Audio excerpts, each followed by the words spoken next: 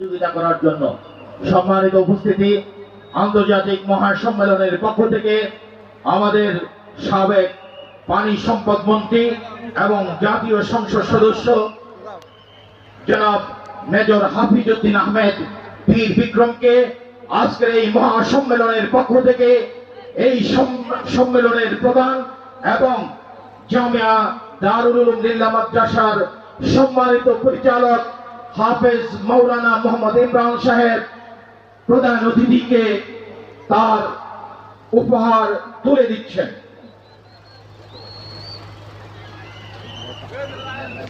এখন উপহার দিচ্ছেন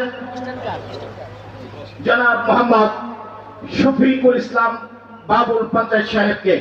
পরিচালকের পক্ষ থেকে, মহাসম্মেলনের পক্ষ থেকে গিফট প্রদান করা হচ্ছে।